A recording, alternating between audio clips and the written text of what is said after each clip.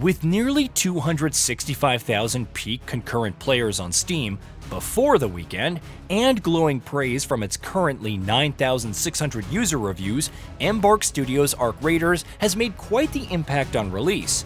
The Rust Belt offers numerous attractions, from sand-filled city ruins to mountain passes, and plenty of dangers. With how risky and stressful the gameplay can be, here are 15 tips and tricks for ultimately surviving and perhaps even thriving in your journey of resistance. Free loadouts. The free loadout option is one of the more ingenious tools that ARC Raiders has to offer. After reaching Speranza, choosing it will provide a most rudimentary inventory, a single gun, some ammo, and healing items for free.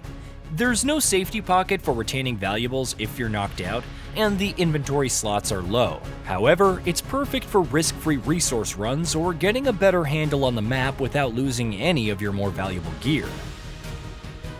Item durability. Another advantage of the free loadout is that it helps preserve your most precious loot for more important runs.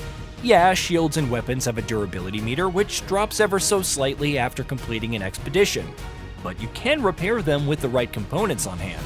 Alternatively, keep multiple copies of certain weapons and shields on hand so you're never without your favorite loadout when it matters the most.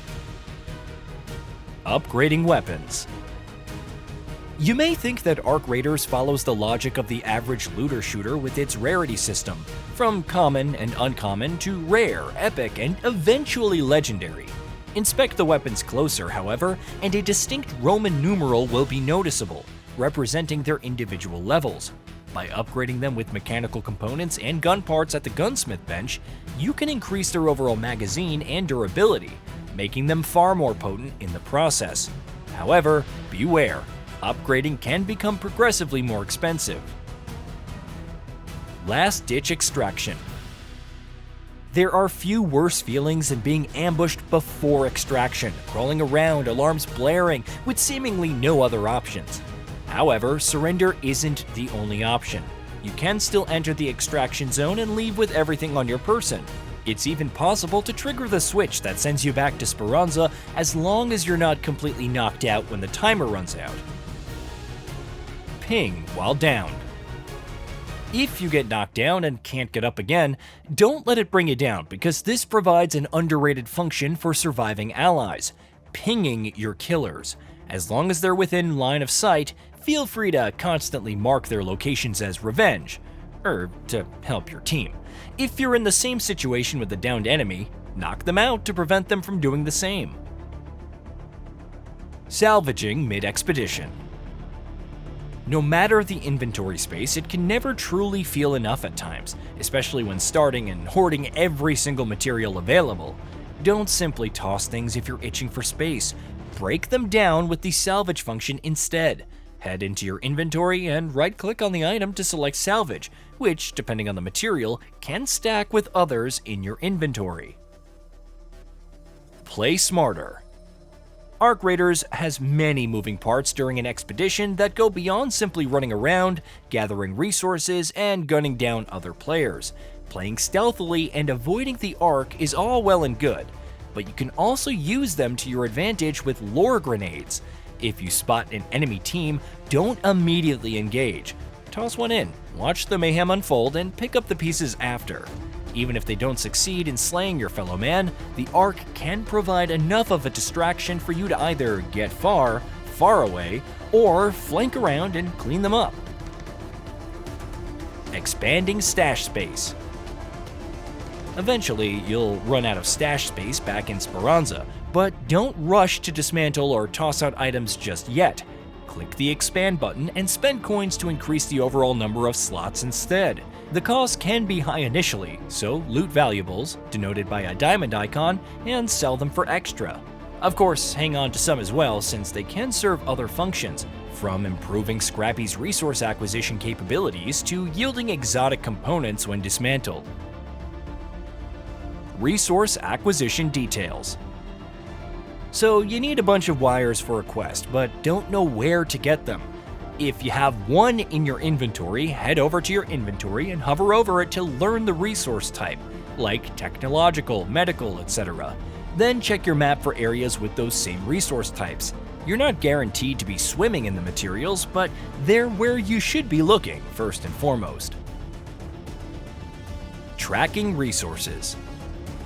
Whether it's for training Scrappy or leveling up your weapons, press the Track Resource buttons to pin what you need to look for on an expedition. You can even ping it from the map interface for your team so they can keep an eye out for the same materials, and maybe offer them up if they're feeling generous. Battling the Ark. The Ark come in all shapes and sizes, and it helps to know what they're capable of since you'll inevitably fight them. For example, Hornets can shock and temporarily incapacitate you, but it's possible to avoid these entirely by rolling at the right moment or breaking line of sight.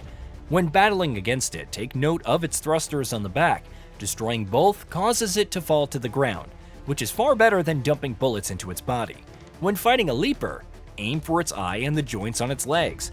Though beware, true to its name, it can leap great distances to deal significant damage on impact. Mind the exits. Unless you have a Raider hatch key, extracting can be a dangerous toss-up, whether it's extracting other humans or the Ark. With that in mind, note the closest extraction points and their timers to extract as soon as your task, whatever it may be, is complete. If you're looking to hunt other players, sticking around for longer in an expedition is the best option, since there will be fewer options for them to escape. Melee combat.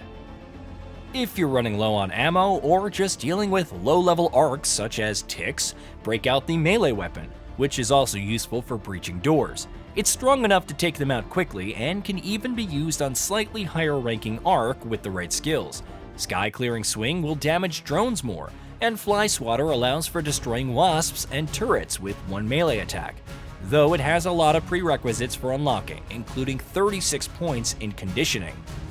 Mitigating fall damage. When dropping from a high area, hold down the jump button to grab onto a ledge or ladder on the way down to prevent a messy death.